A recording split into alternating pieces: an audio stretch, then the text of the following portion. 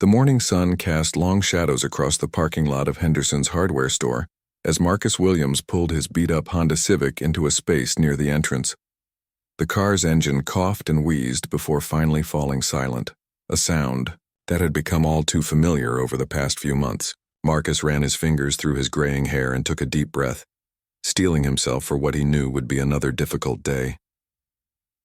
At 62 years old, Marcus had seen better times. The once proud man who had served 3 tours in Vietnam now found himself struggling to make ends meet on his modest veteran's pension. His small apartment was barely affordable, and the medical bills from his ongoing treatment for Agent Orange exposure continued to pile up on his kitchen table like unwelcome guests. Today was different, though. Today, Marcus had decided to treat himself to something he had been putting off for months. His old toolbox, a faithful companion from his days as a carpenter before his health declined, was falling apart. The metal hinges were rusted, the latches barely held, and several of his essential tools had been lost or broken beyond repair. He had finally saved enough money to buy some basic replacement tools, and Henderson's Hardware was having a sale. Marcus stepped out of his car and straightened his shoulders. Despite everything he had been through, he still carried himself with the dignity that had been instilled in him during his military service. His blue jeans were clean but worn, and his flannel shirt, though faded, was neatly pressed. Pinned to his shirt pocket were 3 small medals: his Vietnam Service Medal, his Purple Heart, and his Combat Infantryman Badge. These weren't for show. They were reminders of who he was and what he had endured. The automatic doors of the hardware store slid open with a gentle whoosh, and Marcus was immediately greeted by the familiar smell of sawdust, metal, and paint. The store was busy for a Tuesday morning, with contractors and weekend DIY enthusiasts browsing the aisles. Marcus made his way to the tool section, his weathered hands carefully examining price tags and comparing features. Near the socket wrench display, he noticed a well-dressed man in his 30s examining an expensive power drill set. The man wore a crisp business suit and polished leather shoes that probably cost more than Marcus spent on groceries in 2 months. His gold watch caught the fluorescent lighting as he gestured animatedly while talking loudly on his phone about some business deal. Marcus tried to focus on his shopping, but it was difficult to ignore the man's booming voice as he bragged about his latest luxury car purchase and his upcoming vacation to Europe. The contrast between their circumstances wasn't lost on Marcus, but he had learned long ago not to judge people based on their apparent wealth or success. As Marcus bent down to examine a reasonably priced hammer, his metals caught the light and clinked softly together. The sound was barely audible over the ambient noise of the store, but somehow it drew the attention of the businessman, who had just ended his phone call.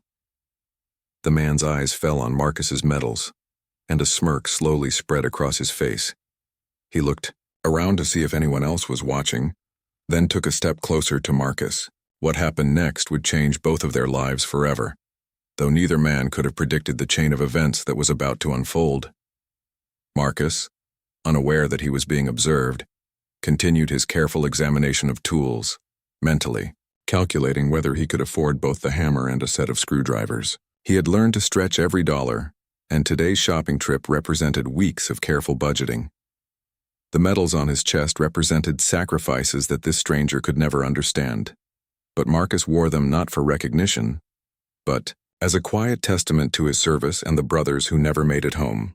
The businessman's smirk grew wider as he prepared to make a comment that he thought would be amusing, completely unaware that he was about to encounter a man whose quiet strength had been forged in the jungles of Southeast Asia and tempered by decades of life's hardships.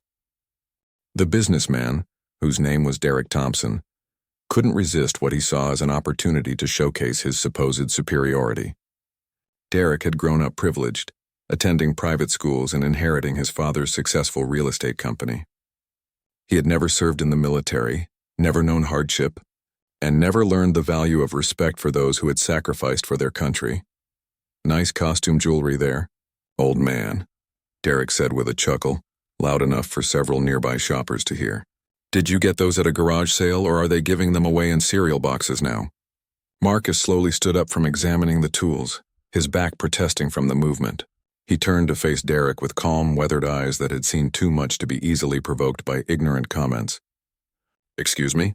Marcus asked quietly, though he had heard exactly what the younger man had said. Derek's confidence grew as he noticed a few other customers turning to watch the exchange. He was the type of person who thrived on being the center of attention, even if it meant belittling others. "Those little trinkets on your shirt," Derek continued, his voice dripping with condescension. "I mean, come on, they look like something you'd win at a carnival. Are you trying to impress people or something?" A middle-aged woman browsing nearby gasped softly and shook her head in disapproval, but Derek was too caught up in his own perceived cleverness to notice.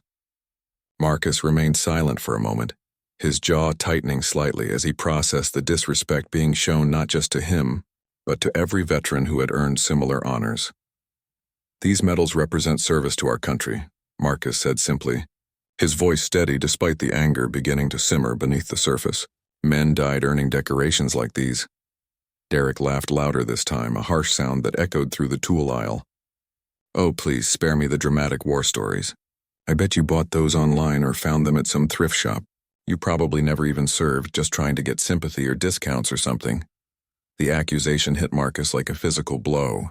In all his years since returning from Vietnam, through all the struggles with PTSD, the health problems, and the financial hardships, no one had ever questioned the authenticity of his service.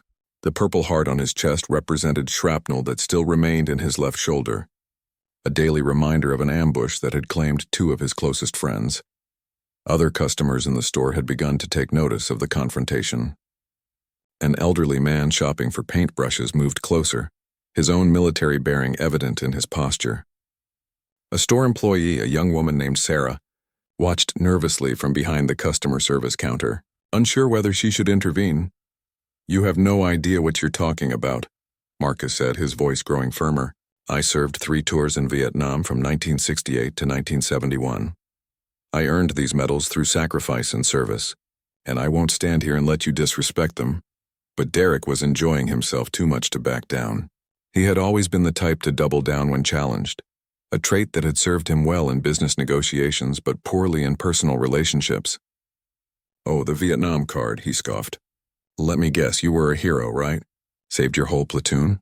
Won the war single-handedly?" The sarcasm in Derek's voice was cutting, and several onlookers began to look uncomfortable. A construction worker in paint-stained overalls put down the drill bit he was examining and turned his full attention to the confrontation, his expression darkening with each word that came out of Derek's mouth. Marcus felt his hands beginning to shake, not from fear or intimidation, but from a deep, righteous anger that he hadn't felt in years. These weren't just pieces of metal pinned to his shirt. They represented the worst and best moments of his life, the brotherhood he had shared with fellow soldiers, and the price that too many good men had paid for freedom. "You should stop talking now," Marcus said quietly, his voice carrying a warning that Derek was too arrogant to heed. "You're embarrassing yourself." Instead of taking the advice, Derek decided to push even further, unaware that his next words would trigger a chain of events that would expose truths neither man was prepared for. "Embarrassing myself?" Derek laughed even harder, his voice becoming more aggressive. "The only embarrassing thing here is watching some old guy play dress-up with fake military medals. What's next? Are you going to tell me you were a Green Beret or Navy SEAL too?" The construction worker who had been watching stepped closer, his work boots heavy on the concrete floor. "Hey buddy," he called out to Derek, "you might want to ease up there. That man's wearing a Purple Heart." Derek turned to the construction worker with the same dismissive attitude. "And you believe that? Please, you can buy those things anywhere online. This guy probably never left his hometown, let alone served overseas." What Derek didn't notice was that more people had begun to gather around them. The elderly man who had been shopping for paintbrushes moved even closer, and Marcus could see something familiar in his eyes. Sarah, the store employee, had picked up the store phone and was speaking quietly to someone, though Marcus couldn't make out her words over the growing murmur of voices. "I think you should apologize to this gentleman," the elderly man said firmly, stepping into Derek's line of sight. "I'm Robert Chen and I served in Korea. I know what those medals represent and I know what kind of man earns them." Derek rolled his eyes dramatically. "Great, another one. What is this, some kind of veterans convention? Look, I don't care what any of you claim to have done.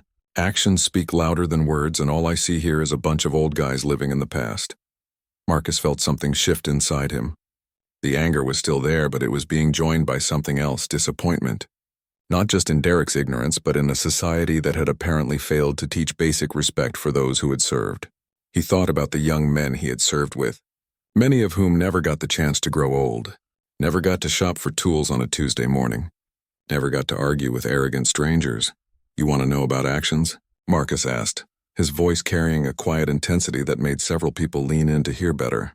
"In March of 1970, my platoon was on patrol near Tay Ninh when we walked into an ambush. We lost 2 good men that day, Private First Class Tommy Rodriguez from San Antonio and Specialist Mike O'Brien from Chicago. I took shrapnel in my shoulder trying to get to them." Derek's smirk faltered slightly, but his arrogance remained intact. "That's a nice story. Very touching. But stories are cheap, old man. Anyone can make up war tales." The construction worker shook his head in disgust. "Man, you really are something else." "You know what? I'm calling my uncle. He's got friends who might know this gentleman." "Your uncle?" Derek asked mockingly. "Yeah, my uncle," the construction worker replied, pulling out his phone. "He runs the local VFW post. Knows pretty much every veteran in the county." As the construction worker began dialing, Sarah approached the group from behind the customer service counter. In her hand was a cordless phone, and she wore an expression that suggested she had just learned something important. "Excuse me," Sarah said, addressing Marcus directly while pointedly ignoring Derek. "I just spoke with my manager, and he wanted me to tell you that your purchase today is on the house. He's a Marine veteran himself, and he said anyone wearing those medals deserves our respect and gratitude." Derek's face began to redden, partly from embarrassment and partly from anger, that his attempt to humiliate Marcus seemed to be backfiring. "This is ridiculous," he protested. "You're all falling for some old guy's act. Where's your proof? Where are your discharge papers? Your service records?" The challenge hung in the air like a gauntlet thrown down. Marcus looked around at the faces surrounding him, seeing support and respect in most of them, but also seeing Derek's stubborn refusal to back down.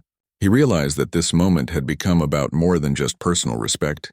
It had become about honoring all veterans who had ever faced doubt or disrespect. "You want proof?" Marcus asked quietly. "I'll give you proof." Marcus reached into his wallet with deliberate slowness, his weathered fingers finding a worn piece of plastic that he had carried for over 50 years. He pulled out his military identification card, the lamination yellowed and cracking at the edges, and handed it to Robert Chen, the Korean War veteran who had stepped forward to defend him. Robert examined the card carefully, his experienced eyes taking in every detail. "United States Army, Vietnam era," he read aloud. "Sergeant Marcus Williams, 1st Infantry Division." He looked up at Derek with a stern expression. "This is legitimate, son. I've seen enough military IDs to know a real one." Derek shifted uncomfortably but wasn't ready to concede defeat. "IDs can be faked too. I could probably get one made at any print shop in town." It was then that the construction worker's phone call connected. "Uncle Jim?" "Yeah, it's Tony. I'm at Henderson's Hardware, and there's a situation here. There's a Vietnam vet named Marcus Williams being hassled by some guy who thinks his medals are fake." Tony listened for a moment, his eyes widening. "You do? He's here right now?" Tony looked at Marcus with newfound respect. "My uncle wants to talk to you, sir." He held out his phone to Marcus, who accepted it with curiosity. "Hello?" Marcus said into the phone. The voice on the other end was warm and familiar, though Marcus couldn't immediately place it. "Marcus Williams? This is Jim Patterson. I was a helicopter pilot in Vietnam, and I remember you. You saved my crew chiefs. Life during an extraction near Firebase Charlie in 1970. We've been looking for you for years to thank you properly." Marcus felt his knees go weak as the memory came flooding back. The wounded crew chief, the heavy enemy fire, the desperate run across open ground to pull the man to safety. He had never known if the young soldier had survived, and he had tried not to think about it over the years. "Danny Morrison?" Marcus asked, his voice barely above a whisper. "That's right," Jim Patterson confirmed. "Danny made it home because of you. He's got 3 kids and 5 grandchildren now. We talk about you every time we meet up. You're a genuine hero, Marcus Williams." The silence in the hardware store was deafening. Derek's face had gone from red to pale as he realized that not only was Marcus exactly who he claimed to be, but he was apparently well known among the local veteran community for his heroic actions. Sarah, the store employee, had tears in her eyes as she listened to the conversation. Other customers who had gathered around were looking at Marcus with deep respect, and at Derek with obvious disgust. Marcus handed the phone back to Tony, his own eyes moist with emotion. "I never knew Danny survived," he said softly. "We got separated during the evacuation, and I always wondered." Robert Chen placed a gentle hand on Marcus's shoulder. "That's how it was in Vietnam. Heroes often never knew the lives they saved. We had a saying, 'You may not know how many lives you touched, but they'll never forget yours.'" Derek stood frozen in place, realizing that he had just publicly humiliated himself in front of an entire store full of people. But the full extent of his mistake was yet to be revealed. Tony was still on the phone with his uncle, and his expression became increasingly amazed as he listened. "Uncle Jim," Tony said loudly enough for everyone to hear, "you need to come down here right now and bring some of the other guys from the VFW. We've got a situation that needs to be handled properly." "What's he saying?" Sarah asked. Tony looked around the group with excitement. "My uncle says this is Marcus Williams. Not just any Marcus Williams. He's talking to the other veterans now, and apparently this man is something of a legend. Uncle Jim says he should have received the Medal of Honor for what he did over there, but the paperwork got lost in the bureaucracy." Derek finally found his voice again, though it came out as a croak. "This is all very touching, but I still think this whole thing is being blown out of proportion. So he served fine. That doesn't mean I have to worship him." The construction worker stepped closer to Derek, his patience finally exhausted. "You know what, buddy? You just insulted a genuine American hero, a man who risked his life so that people like you could have the freedom to run your mouth." But the biggest surprise was yet to come. From across the store, someone called out Marcus's name in a voice filled with joy and disbelief. "Sergeant Williams? Is that really you?" Everyone turned to see an older African-American man in a wheelchair, rolling quickly toward them from the lumber section of the store. He was wearing a baseball cap with Vietnam veteran embroidered on it, and his face was lit up with an enormous smile. Marcus stared at the approaching man, his mind racing to place the familiar voice. When recognition finally dawned, his legs nearly gave out from under him. "Danny Morrison? Danny, is that you?" The man in the wheelchair was indeed Danny Morrison, the helicopter crew chief whose life Marcus had saved over 50 years ago. Danny's legs had been lost in a later mission, but his spirit remained as strong as ever. "I can't believe it," Danny said as he reached the group, tears streaming down his face. "After all these years, I finally get to thank you properly. You carried me 200 yards under enemy fire, Sarge. The doctor said I wouldn't have lasted another 5 minutes if you hadn't gotten me to that medic." The entire store had gone silent. Customers from every aisle had migrated toward the tool section, drawn by the commotion and staying for the incredible reunion unfolding before them. Even the store manager had emerged from his office to see what was happening. Derek stood in the middle of it all, looking smaller and smaller as the magnitude of his mistake became clear. He had not only insulted a decorated veteran, but he had done so in front of the very man whose life that veteran had saved. Marcus and Danny embraced as best they could with Danny in his wheelchair, both men crying openly. "I thought about you every day for the first 10 years after I got home," Marcus said. "I never knew if you made it." "Made it and thrived," Danny replied, wiping his eyes. "Got married, raised a family, started a small business. All because you were willing to risk your life for a fellow soldier. You're the reason my kids have a father and my grandchildren have a grandfather." Robert Chen, the Korean War veteran, stepped forward and addressed the crowd that had gathered. "This is what real heroism looks like," he said in a voice that carried throughout the store. "Not the stuff you see in movies, but the quiet courage of ordinary men doing extraordinary things for their brothers in arms." Sarah, the store employee, approached Marcus with a small American flag pin. "Sir, I'd be honored if you'd accept this." "It's not much, but it's the least we can do to show our appreciation." The store manager, a burly man with graying hair, pushed through the crowd. "Mr. Williams," he said formally, "my name is Bill Henderson. This is my store, and I'm a Marine Corps veteran myself. Everything you need today is on the house, and you're welcome here anytime." Derek realized that the situation had spiraled completely out of his control. What he had intended as a moment of cruel amusement had turned into a public celebration of a man he had tried to humiliate. He attempted to quietly back away from the group, hoping to escape without further embarrassing himself. But Danny Morrison wasn't finished. "Excuse me," he called out, his voice carrying the authority of someone who had faced real challenges in life. "I'd like to know which one of you fine people was giving my friend here trouble." The crowd parted slightly, and all eyes turned to Derek, who found himself trapped in the middle of the circle with nowhere to hide. His expensive suit and polished shoes now seemed ridiculous rather than impressive, and his earlier confidence had completely evaporated. I didn't know," Derek stammered, his voice barely audible. "Didn't know what?" Danny asked, rolling his wheelchair closer. "Didn't know that you should respect veterans? Didn't know that those medals represent sacrifice and service? Or didn't know that you were talking to a man who saved my life?" The store had become so quiet that the hum of the fluorescent light seemed loud. Derek looked around desperately, hoping to find a sympathetic face, but saw only disapproval and disgust.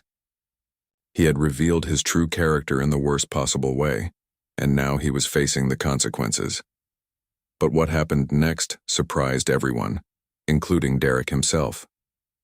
Marcus Williams, the man who had been insulted and humiliated, slowly walked over to Derek. The crowd watched in tense silence, expecting anger or demands for an apology. Instead, Marcus placed a gentle hand on Derek's shoulder. "Son," Marcus said quietly, his voice carrying no trace of anger. "I don't know what kind of life you've lived or what experiences shaped your attitude today, but I want you to understand something important." Derek looked up into Marcus's weathered face, expecting to see hatred or contempt. Instead, he saw something that shocked him: compassion. "I didn't serve my country so that people would thank me or treat me special," Marcus continued. "I served because it was my duty and because I believed in protecting the freedoms we all enjoy. That includes your freedom to speak your mind even when you're wrong." The crowd stirred uncomfortably. Many had expected Marcus to demand an apology or to publicly shame Derek further. Instead, the old veteran was extending grace to someone who had shown him none. "But here's what I hope you'll learn from this," Marcus said, his voice growing stronger. "Every veteran you meet has a story. We've all sacrificed something, whether it was time away from our families, our health, or in some cases, our lives. When you see someone wearing service medals, you're looking at a person who answered their country's call when others might have looked the other way." Danny Morrison nodded from his wheelchair. "Marcus is being kinder to you than you deserve," he said to Derek. "But that's the kind of man he is. It's why he ran through enemy fire to save a stranger. It's why he's standing here treating you with respect even after you disrespected him." Derek felt something breaking inside him, a wall of arrogance and privilege that had protected him from ever having to confront his own shortcomings. For the first time in his adult life, he was face to face with someone who was genuinely better than him, not in wealth or status, but in character and integrity. "I'm sorry," Derek whispered, the words barely audible. "Speak up," Robert Chen said firmly. "If you're going to apologize, do it properly." Derek cleared his throat and spoke louder, addressing not just Marcus but the entire crowd. "I'm sorry. I was wrong and I'm ashamed of my behavior. Mr. Williams, you deserved better, and I had no right to question your service or disrespect your medals." Marcus nodded acceptance of the apology, but it was Danny who spoke next. "Sorry doesn't undo the hurt or the disrespect," he said. "If you really want to make amends, you need to do more than just say words." Derek looked confused. "What do you mean?" Bill Henderson, the store manager, stepped forward with an idea. "There's a VA hospital about 20 minutes from here. They have a volunteer program for people who want to help veterans who are struggling. Maybe you could spend some time there, learn what real service looks like." Sarah, the store employee, added, "And there's a homeless shelter downtown that specifically helps veterans.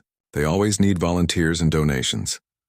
Derek realized that he was being offered a chance at redemption, but it would require real effort and genuine change on his part.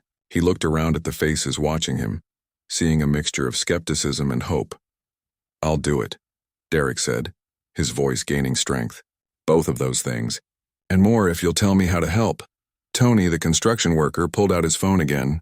"My Uncle Jim is on his way here with some other VFW members. They can tell you exactly how to get involved in helping veterans." Over the next hour, Henderson's Hardware became the scene of an impromptu reunion and education session. Jim Patterson arrived with several other Vietnam veterans who had served with or knew of Marcus Williams. Stories were shared, tears were shed, and Derek Thompson received an intensive course in respect, gratitude, and the real meaning of service. By the time Marcus finally left the store, his arms full of tools donated by fellow customers and his heart full of joy from reconnecting with Danny Morrison, he had witnessed something remarkable: the transformation of ignorance into understanding and arrogance into humility. Derek Thompson did follow through on his promises. He began volunteering at the VA hospital, where he met veterans from every conflict since World War II. He learned their stories, helped with their needs, and gradually developed a deep appreciation for the sacrifices made by those who serve. He also became a regular donor to the homeless veterans shelter, and eventually joined the board of directors. Marcus Williams and Danny Morrison renewed their friendship and began meeting regularly for coffee, along with other local veterans. Marcus finally received proper recognition for his heroic actions in Vietnam when Jim Patterson and others successfully petitioned to have his service record corrected and upgraded. The story of what happened that day at Henderson's Hardware spread throughout the community and beyond, becoming a powerful reminder that respect for veterans should never be conditional, and that even the most misguided person can change when confronted with true courage and character. It also demonstrated that sometimes the most powerful response to disrespect is not anger or revenge, but grace and the opportunity for redemption.